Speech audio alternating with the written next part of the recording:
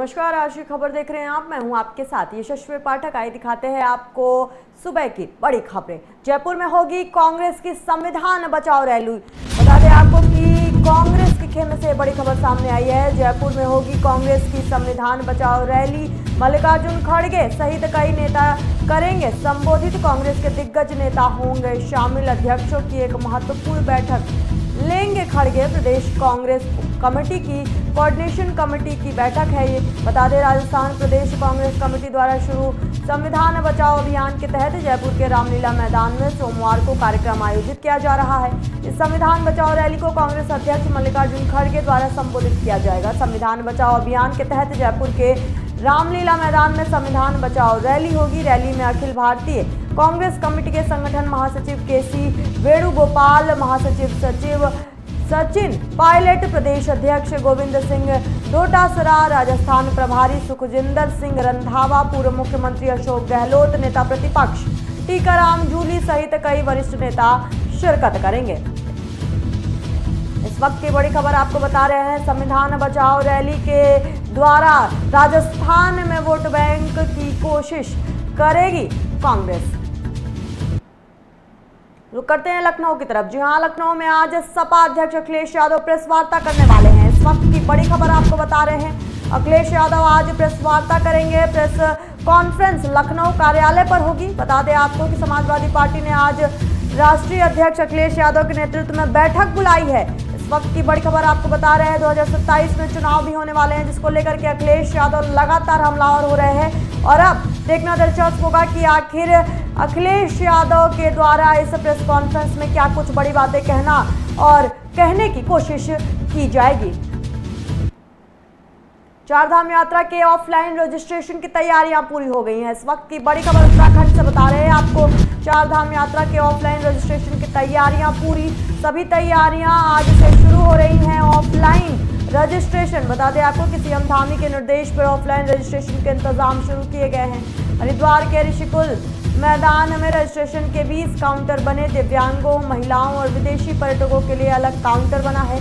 सहायता के लिए टोल फ्री नंबर 1364 0135 1364 जारी किए गए हैं। बता दें आपको कि उत्तराखंड के मुख्यमंत्री पुष्कर सिंह धामी ने चारधाम यात्रा की तैयारियों पर संबंधित जिलों के अधिकारियों के साथ वर्चुअल बैठक भी की है। से हम लोगों के जो है चारधाम के पंजीकरण ऋषिकुल मैदान में प्रारंभ कर दिए गए और इस पे हमने 20 काउंटरों की सुविधा पर्यटकों के लिए उपलब्ध करवाई है। 20 काउंटर के अंतर्गत जो है दिव्यांग के लिए हमने पृथक से बनाया है, सीनियर सिटीजन के लिए पृथक से बनाया है और जो विदेशी नागरिक फॉरेनर्स जो आएंगे उनके लिए हमने पृथक से सुविधा प्रदान की है। हाँ, आज पहला दिन है और काफ़ी पर्यटक आए हैं। हमारी उम्मीद से बढ़ कर के जो है पर्यटक दिख रहे हैं। विदेशी पर्यटक भी यहाँ पे आए हैं। करीबन नेपाल के 24 पर्यटक खड़े हैं दीर्घा में, जिनका की पंजीकरण किया जाए। अभी जो पंजीकरण की जो लिमिट दी गई है वो आज की डेट में 1000 है। वो समय समय पर जो है उच्च स्तर से जो है जो निर्देश आएंगे उसका अनुपालन किया जाएगा और आज के लिए जो है 1000 का जो है उसका निर्धारित किया है, तो उसके अनुरूप हम कार्य करेंगे। चारधाम यात्रा के लिए ऑफलाइन रजिस्ट्रेशन की तैयारियां पूरी हो गई हैं। बता दें आपको कि सीएम धामी ने वर्चुअल बैठक भी अधिकारियों के साथ की है। इस वक्त की बड़ी खबर आपको उत्तराखंड से बता रहे हैं। ऑनलाइन रजिस्ट्रेशन काफी पहले से शुरू हो गए थे, लेकिन अब चारधाम यात्रा के लिए ऑफलाइन रजिस्ट्रेशन की तैयारियां भी पूरी हो गई हैं। जेएनयू में फिर लहराया वाम दलों का परचम। इस वक्त की बड़ी खबर जेएनयू यूनिवर्सिटी से बता रहे हैं आपको। जवाहरलाल यूनिवर्सिटी में फिर लहराया वाम दलों का परचम।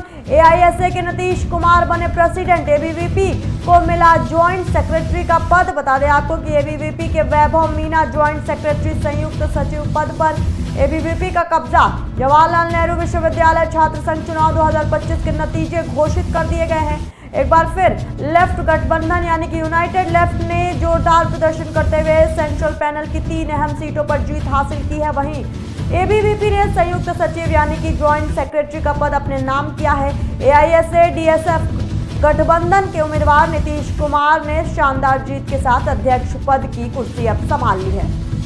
इस वक्त की बड़ी खबर आपको बता रहे हैं। जवाहरलाल यूनिवर्सिटी के एबीवीपी के वैभव मीना ज्वाइंट सेक्रेटरी पद संभालेंगे। इसके साथ ही संयुक्त सचिव पद पर एबीवीपी का कब्जा हो गया है।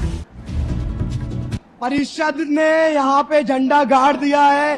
जिस तरह से वामपंथ की हालत यहाँ पस्ती हुई है, जॉइंट सेक्रेटरी हम जो जीते हैं, बाकी सीटों में जिस तरह की टक्कर रही है और जिस तरह के काउंसलर जीत के आए, ये जेएनयू में जो वामपंथी लाल रंग का दम भरते थे, जो गढ़ होने का दम भरते थे, वो टूट चुका है, भगवा लहरा चुका है, परिषद आ चुका है।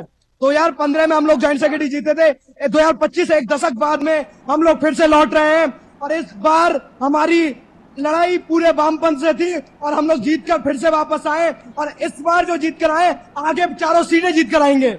पिछले 10 सालों में, 10 सालों क्या, पिछले 30 सालों में इस वामपंथ की गंदगी में, यहाँ गढ़ में राष्ट्रवाद का झंडा बुलंद करने में अखिल भारतीय विद्यार्थी परिषद के प्रत्येक कार्यकर्ता डेली प्रतिदिन इनके रिजेक्शन की राजनीति से लड़ता है। डेली भारत माता के नारे इस कैंपस में लगाता है, जिसमें कैंपस में तोड़ने की राजनीति वो लोग करते हैं, हम लोग जोड़ने की राजनीति करते हैं। उस लड़ाई में आज की जीत हमारी बहुत बड़ी ऐतिहासिक जीत है। हमने सेंट्रल पैनल में ऐतिहासिक जीत दर्ज की है और अगली बार हम चारों सीटें और इस कैंपस में वामपंथ को पूरी तरह साफ कर देंगे।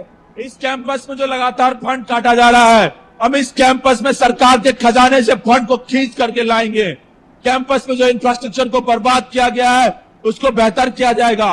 जेएनयू का जो एंट्रेंस एग्जामिनेशन का अपना एक मॉडल है, उसको दोबारा रीइंस्टेट किया जाएगा। सीएसकेएस को वापस लिया जाएगा। सीपीओ मैनुअल जो इस कैंपस में लाया गया है, उसको दोबारा रोल बैक किया जाएगा। इस कैंपस का वामपंथ का आंदोलन खड़ा है।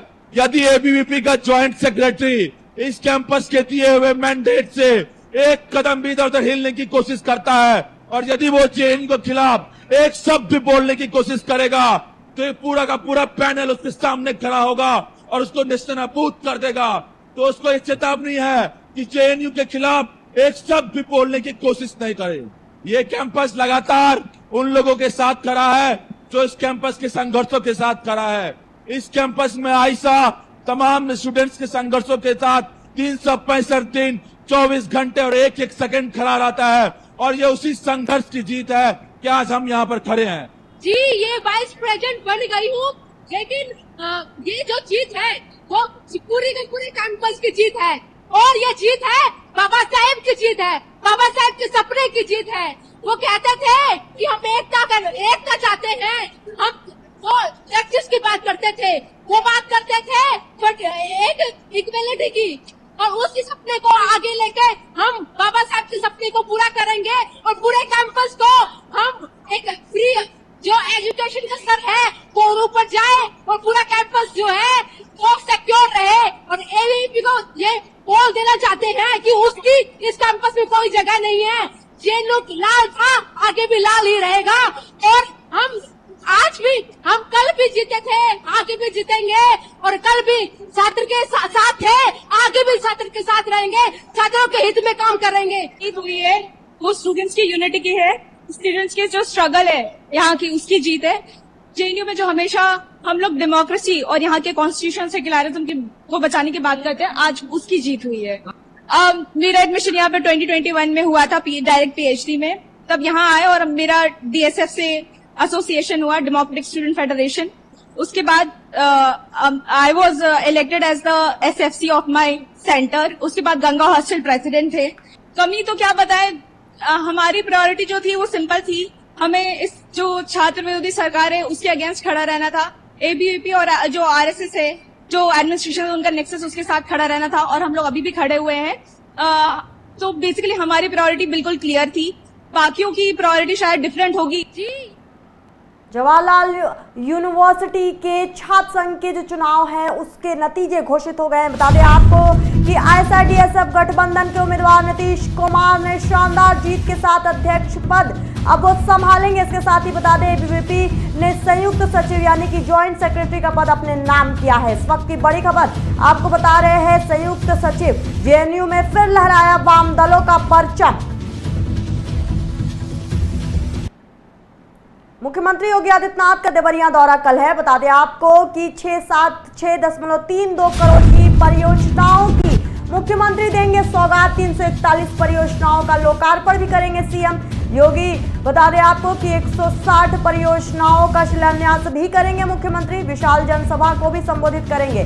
साथ ही बता दें कि योगी देसही देवरिया के राजकीय महाविद्यालय पड़िया पार में भी कार्यक्रम करेंगे। इस वक्त की बड़ी खबर आपको बता रहे हैं, मुख्यमंत्री योगी आदित्यनाथ का देवरिया दौरा कल है। 676.32 करोड़ की परियोजनाओं की योगी देंगे सौगात। बता दें आपको कि 341 परियोजनाओं का लोकार्पण करेंगे सीएम योगी। साथ ही 160 परियोजनाओं का शिलान्यास भी करेंगे। मुख्यमंत्री विशाल जनसभा को संबोधित करेंगे। साथ ही सीएम योगी देसई देवरिया के राजकीय महाविद्यालय पड़िया पार में भी कार्यक्रम करेंगे। भारत में पाकिस्तानियों के वीजा की समय सीमा खत्म हो गई है। इस वक्त की बड़ी खबर आपको बता रहे हैं, भारत में पाकिस्तानियों के वीजा की समय सीमा समाप्त हो गई है। वीजा खत्म होने के बाद 537 पाकिस्तानी वापस भेजे गए हैं। 843 भारतीय भी पाकिस्तान से भारत लौटे हैं। मेडिकल वीजा वाले पाकिस्तानियों को कल तक जाना होगा। भारत ना छोड़ने वाले पाकिस्तानियों को हो सकती है जेल। आदेश न मानने पर गिरफ्तारी हो सकती है। साथ ही बता दें आपको कि भारत नहीं छोड़ने पर पाकिस्तानियों को 3 साल जेल संभव है। पाकिस्तानियों पर 3 लाख रुपए का जुर्माना भी लग सकता है।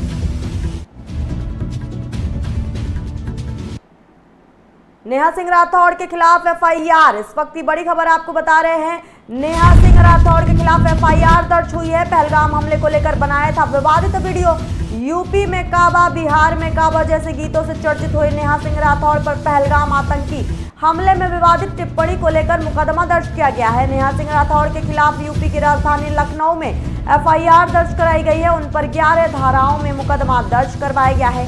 नेहा सिंह राठौड़ ने पहलगाम हमले को लेकर कुछ ऐसी टिप्पणी की थी जिससे शिकायतकर्ता ने राष्ट्र विरोधी बताया है। पुलिस मामले की जांच में जुटी है। मिली जानकारी की माने तो नेहा सिंह राठौड़ के खिलाफ लखनऊ के हजरतगंज थाने में एफआईआर दर्ज कराई गई है। उनके खिलाफ शिकायत दर्ज कराने वाले एक कवि हैं। कवि अभय प्रताप सिंह की तहरीर पर 11 धाराओं में मुकदमा दर्ज हुआ है नेहा सिंह राठौड़ पर।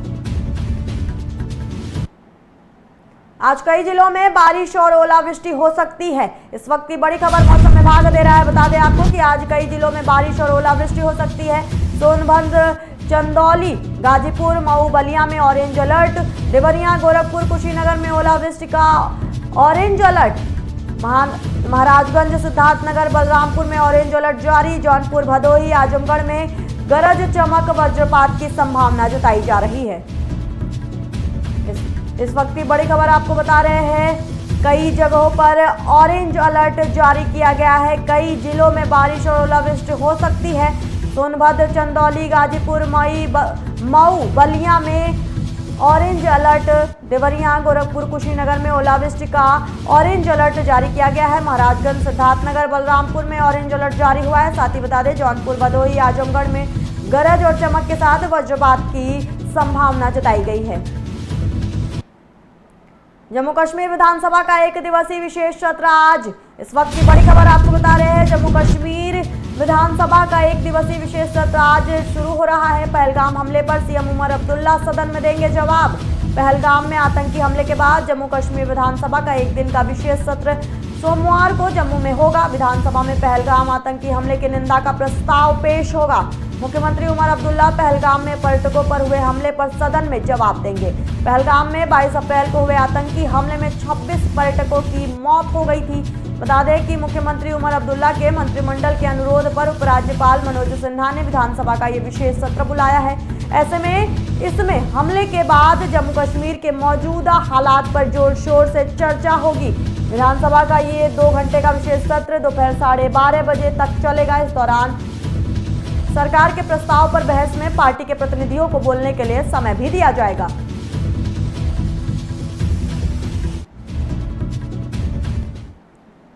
सुबह की बड़ी खबरों में बस इतना ही। बाकी के हम खबरों के लिए आप देखते रहिए आज की खबर।